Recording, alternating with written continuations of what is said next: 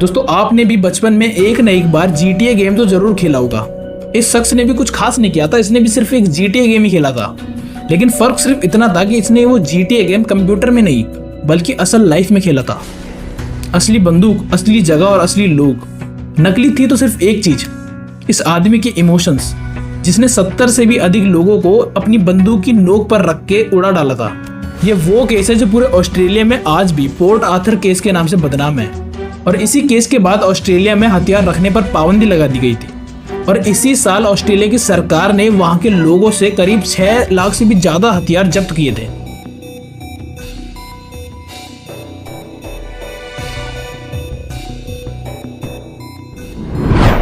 Martin Brian नाम के इस किलिंग मशीन का जन्म 7 मई 1967 के दिन ऑस्ट्रेलिया के पोर्ट आर्थर में हुआ था। बचपन से इसकी हरकतें कुछ सही नहीं थी और ये स्कूल में अक्सर अपने से कमजोर लोगों को मारता पीटता और उन्हें बुली करता था। और इसी हरकत के चलते इसको महज 10 साल की उम्र में उसके स्कूल ने वहां से रेस्टिकेट कर दिया।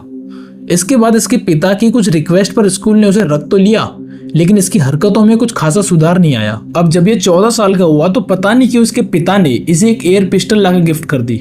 और अब ये इस एयर पिस्टल की मदद से वहां पर आने जाने वाले लोगों पर फायरिंग करता था। हालांकि एयर पिस्टल से कुछ ज्यादा नुकसान तो नहीं पहुंचता, लेकिन ये उस एयर पिस्टल की मदद से वहां पर छोटे मोटे जंगली जानवरों को मार डालता था। और ये सब देखने के बाद वहां के लोगों ने इसे पागल कहना शुरू कर दिया था। मार्टिन की इन्हीं हरकतों की वजह से कोई भी इंसान मार्टिन के पास नहीं जाना चाहता था और उससे बात भी नहीं करना चाहता था। दोस्तों हर कोई बताता नहीं है, लेकिन अकेला रहना किसी को अच्छा नहीं लगता और मार्टिन को भी अब उसका अकेलापन सताने लगा था। मार्टिन में कोई अच्छी खूबी तो नहीं थी, लेकिन मार्टिन में एक बात थी कि इसे पौधे लगाने का बहुत ज्यादा शौक था और उसे इस चीज में काफी ज्यादा मजा भी आता था। और इसी के चलते मार्टिन की मुलाकात होती है हेलेन नाम की एक बूढ़ी औरत से। और अब ये मार्टिन हेलेन के साथ उसके गार्डन में पौधे लगाने जाता था और इसी के चलते इन दोनों में काफी अच्छी दोस्ती भी हो गई थी। हेलेन के पास एक आलीशान बंगला था जहाँ वो अकेली रहा करती थी और इसलिए उसने मार्टिन से कहा कि क्यों ना तुम भी मेरे साथ मेरे ही बंगले में रह लो, वैसे भी वहाँ पूरी जगह खाली पड़ी रहती है।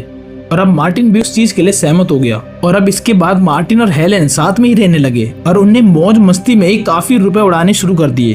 और अब वो अपनी लाइफ को सिर्फ एंजॉय कर रहे थे। इनके सिर्फ 2 ही काम थे, एक तो गार्डन में पौधे लगाना और दूसरा अपनी लाइफ को एंजॉय करना।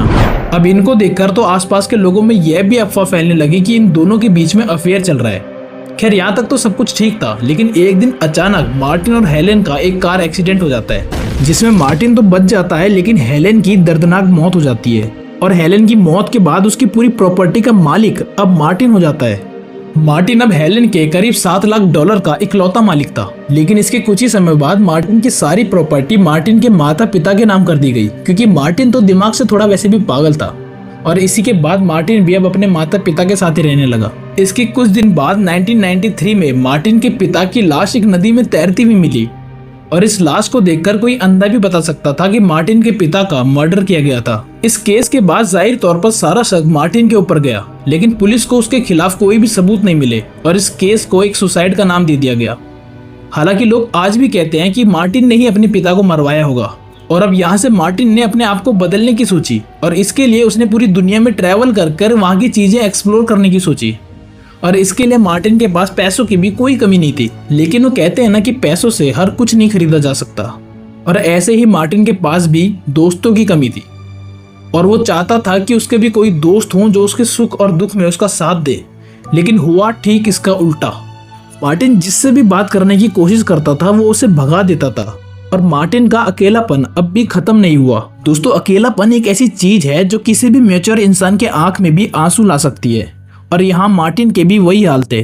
मार्टिन अकेलेपन के कारण इतना स्ट्रेस्ड हो गया था कि इसके लिए अब उसने शराब पीना शुरू कर दिया। और एक दिन शराब के ही नशे में मार्टिन ने सोचा कि यह पूरी दुनिया उसके लिए बनी ही नहीं है। अगर कोई उससे ढंग से बात भी नहीं कर सकता तो उस पूरी दुनिया को जीने का भी कोई हक नहीं है।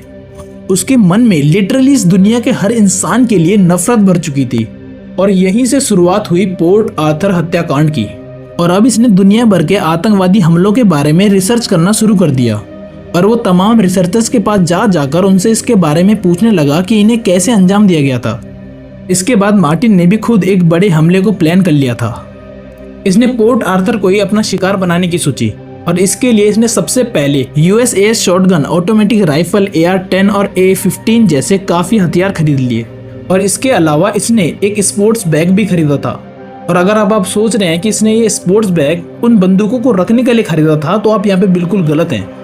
बल्कि इसने तो वो स्पोर्ट्स बैग केवल उन बंदूकों की गोलियां रखने के लिए खरीदा था। आप इससे ये अंदाजा लगा सकते हैं कि वो कितने बड़े हमले को अंजाम देने की तैयारी में था। अब बारी आ चुकी थी उस हमले को अंजाम देने की, और इसके लिए 28 अप्रैल 1996 को मार्टिन सुबह 10 बजे अपनी गाड़ी लेकर अपने घर से निकला और करीब 12 बजे उसने अपनी गाड़ी एक ढाबे के बाहर रोकी और वहां नाश्ता भी किया। दरअसल ये होटल वही होटल था जिसे एक समय मार्टिन का बाप खरीदना चाहता था, लेकिन उन्होंने उस होटल को बेचने से मना कर दिया था। और अब मार्टिन ने सोचा कि चलो इन्हीं से शुरुआत की जाए, और मार्टिन ने अपनी गन निकाली और उस होटल के मालिक, जो कि एक ओल्ड कपल था, उन दोनों को वहीं पे ठोक डाला। इसके बाद मार्टिन अपनी गाड़ी उठाकर पोर्ट आर्थर पहुंच गया।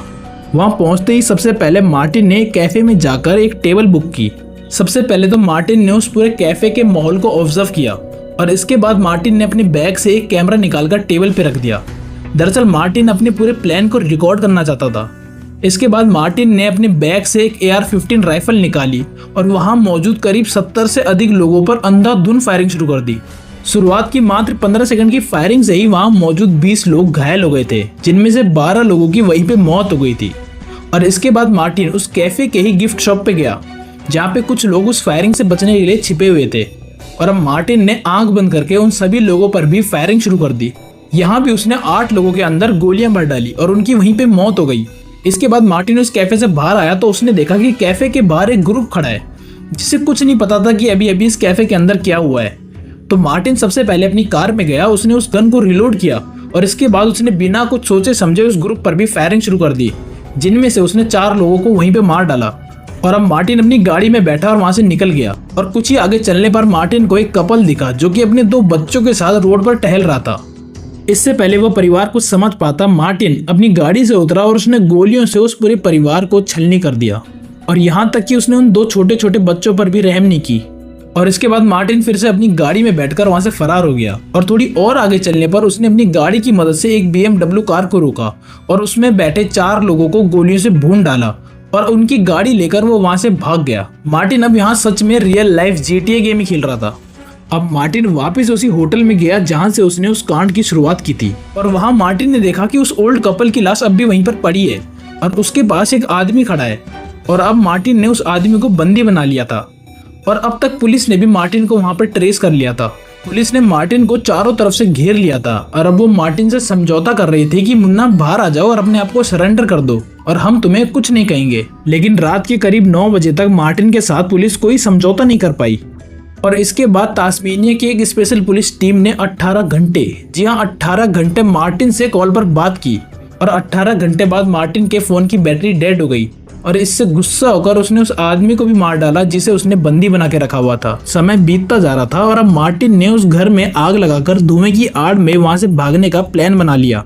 लेकिन ये दाव मार्टिन पर उल्टा पड़ गया, और जैसे ही मार्टिन ने उस घर में आग लगाई तो पुलिस ने तुरंत अंदर जाकर मार्टिन को वहीं दबोच लिया। इसके बाद जब मार्टिन का मेडिकल चेकअप किया गया तो डॉक्टर्स ने जज को बताया कि हुजूर इसका दिमाग तो बिल्कुल ही खत्म है। लेकिन जज ने मार्टिन पर रहम ना खाते हुए उसे उम्र कैद की सजा सुना दी। खैर आज की वीडियो यहीं पे खत्म होती है। वीडियो अच्छी लगी तो वीडियो को लाइक करें, और ऐसी और ट्रू इंसिडेंट के बारे में जानने के लिए चैनल को सब्सक्राइब भी कर लें। मिलते हैं आपसे ऐसे किसी और इंटरेस्टिंग केस के साथ, तब तक के लिए goodbye, stay safe, stay aware.